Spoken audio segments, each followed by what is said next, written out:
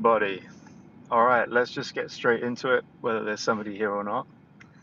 Um, the idea I want to talk about this morning is the politics of robotics.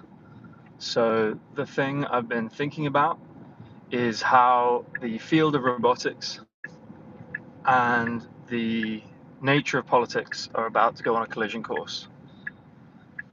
So, if we look at the broadest theme of politics and the broadest theme of automation, and we look at the overlap of those two things, I think a great place to discuss that overlap is the industrial age in the United Kingdom. And that is when we went from people putting together cloth and materials and various industrial processes by hand, and we switched to a more manufacturing based approach where humans were tending to machines that tended to the products. And this was known as the industrial age, and it's when we switched from a kind of sweatshop, human based labor system where everything had to be made by hand into an industrial system where humans and machines were working together to produce things at a massive scale.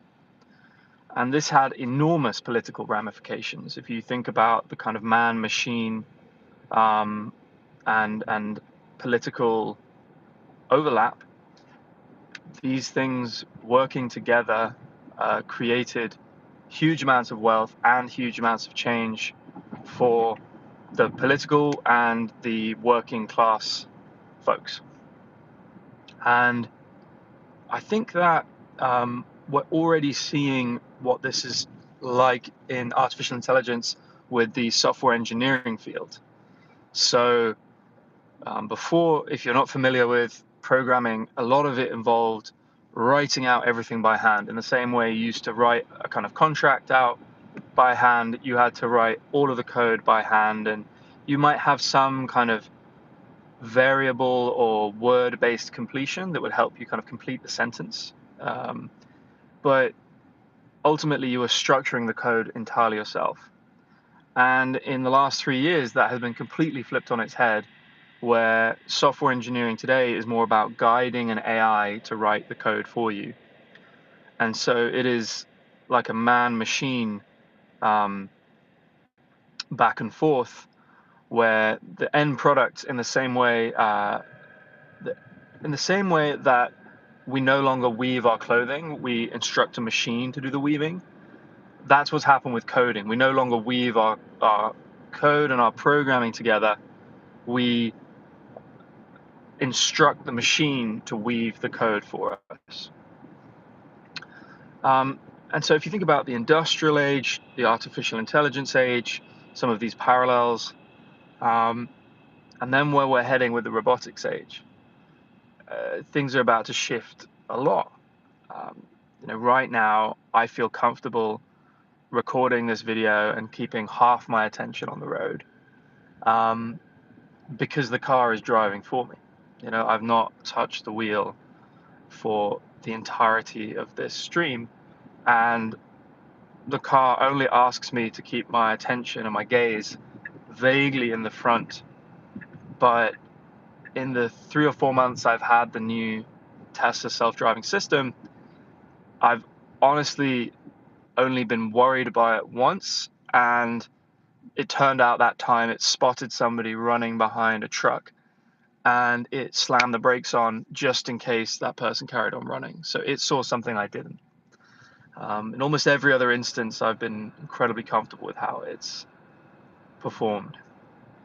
So I'm sat here now with free mental cycles. I have more time in my day to think about things, and that's why I was playing with all of these different streaming setups.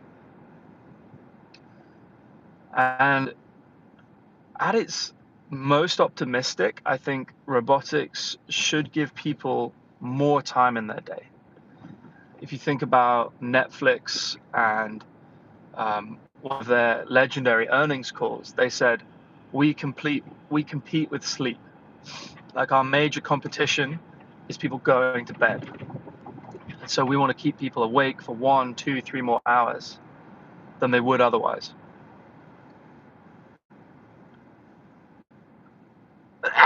Bless me. And there's something just so unbelievably psychotic about that.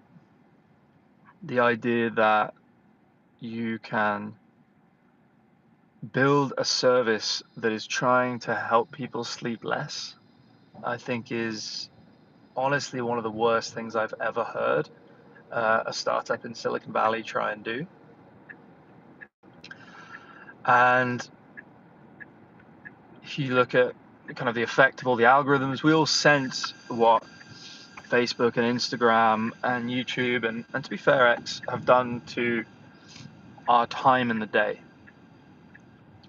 But I think the promise of robotics is to alleviate drudgery. So in the home, that looks like a new category of white product.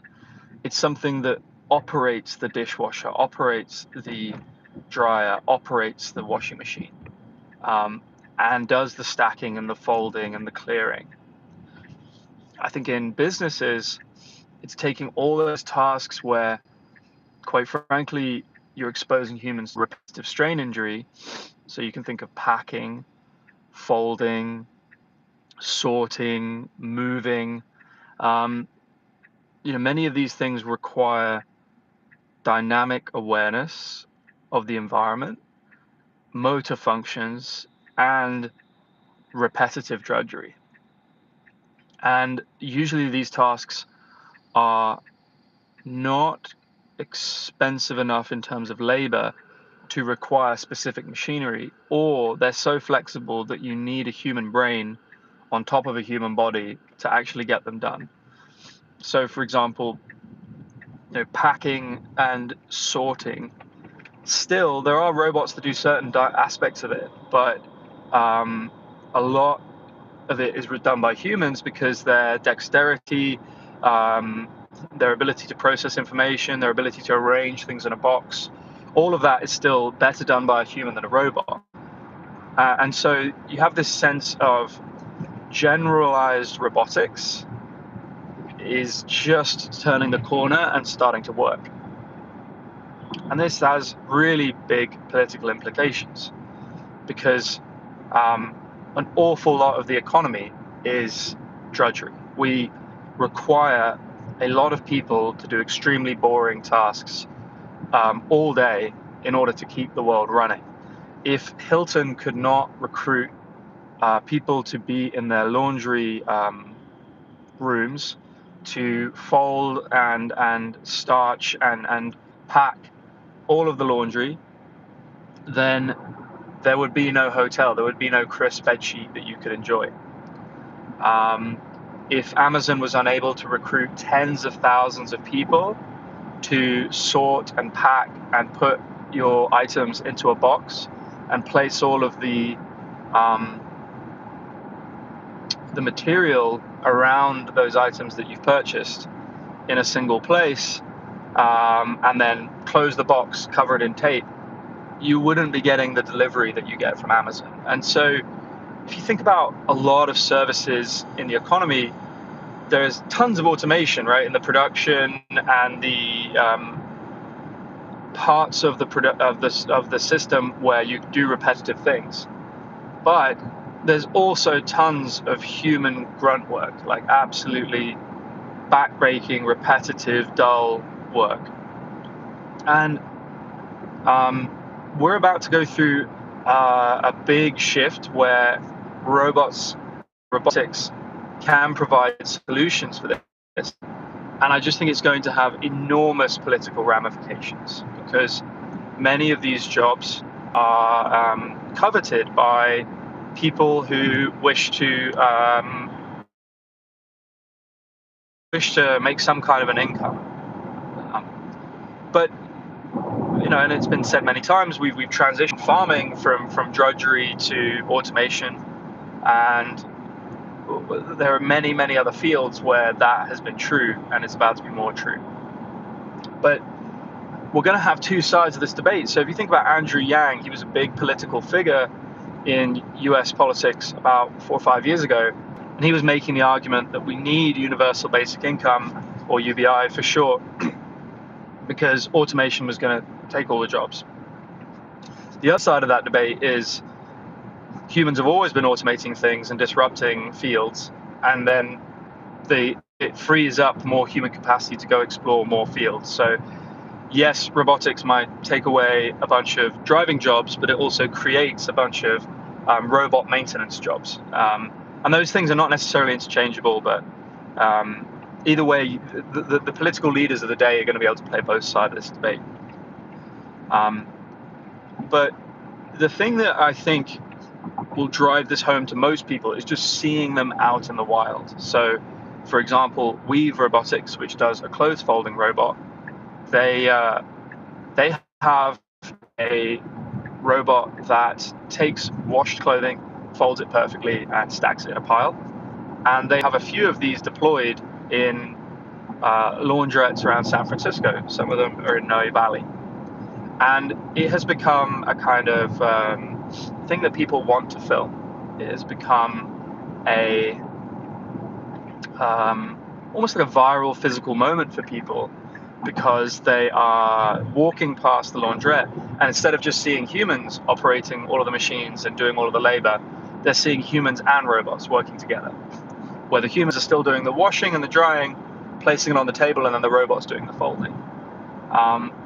In a similar fashion, Waymo is launching in London in the next few months. They're already piloting, and the exciting thing about that is that they are dropping into a place that's had no self-driving technology at all. In the Bay Area, we've experienced Tesla's autopilot program, we've experienced Cruise, we've experienced Waymo, and it's been a kind of gradual transition, and so people have got used to it over time. But I really do think that when people in London experience Waymo, it's going to be a huge wow factor, because they have not necessarily been physically exposed to robotics in a way that they're about to be. I joke that a lot of people who come to San Francisco, they want to see the Golden Gate Bridge, they want to go to Fisherman's Wharf, they want to take a Waymo. It's become like a tourist attraction, or at least a thing that share. And I think it excites people. I think it gets people flowing. I've just got to show you this. This is insane. Beautiful morning. There we go. All right. Now, when this kicks off, I think that we're going to see political leaders from both sides, spectrums, up, down, left, right, take advantage of this, both in terms of the positive, which is, this could really help humans, and in the negative, where, these could be death machines.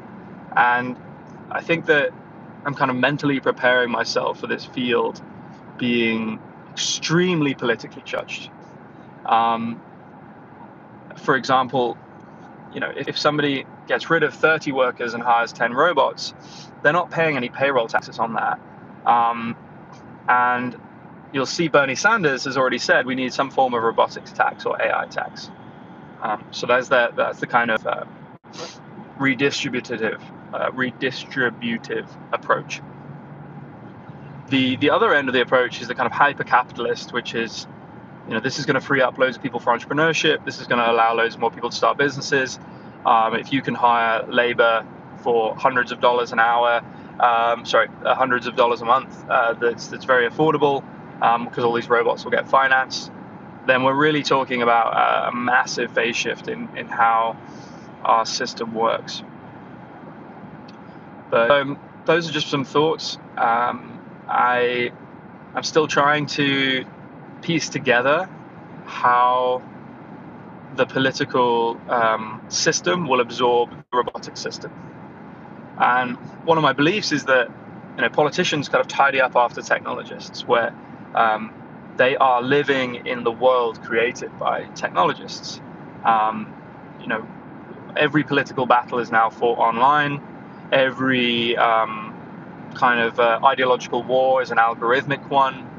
Every debate is over how we allocate like energy and capital to some form of technological progress.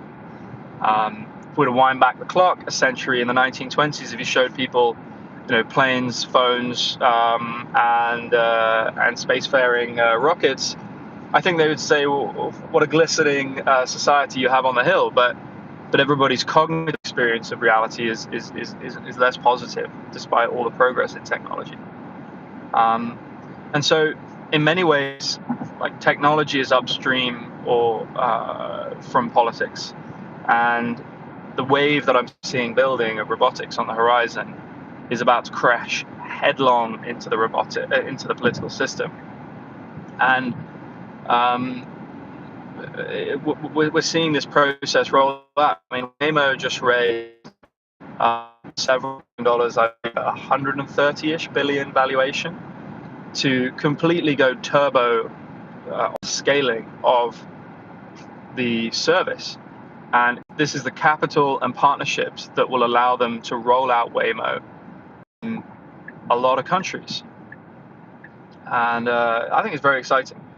But it's also the end of Uber, or at least the end of Uber as we know it. And so when these robotics companies start scaling up their rollouts into more fields, not just driving, but packing and cleaning and servicing and fixing and cleaning. What would you mention that? All these different verbs, right? And I think I've probably got to dive more into the verbs here. Once all of these things have a robotic basis, then they will have a political basis, because there will be trade unions, there will be local politicians, there will be digital ideologues, there will be all kinds of debate either side. And perhaps the ultimate question is whether this leads to kind of nationalist sentiment around robotic production. What I mean by that is we are not going to let Chinese-built humanoids walk around America. Like, that's not going to happen. You can see this in the ban of certain drone manufacturers and the supply chain attacks that China keep trying to place upon producers of drones that are flying in America. That has now been banned. And if drones are like one of the arts of war,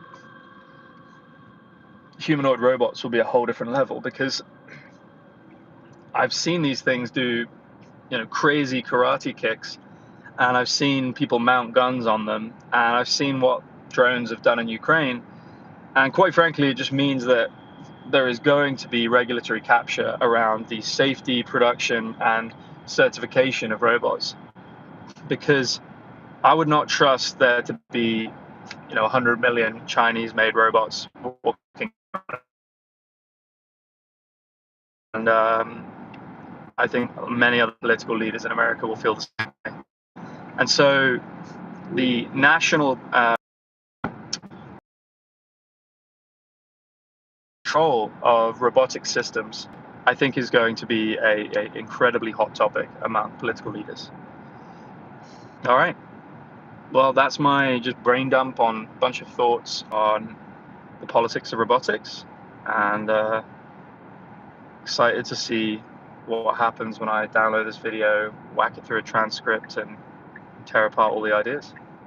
All right, thanks everyone for listening.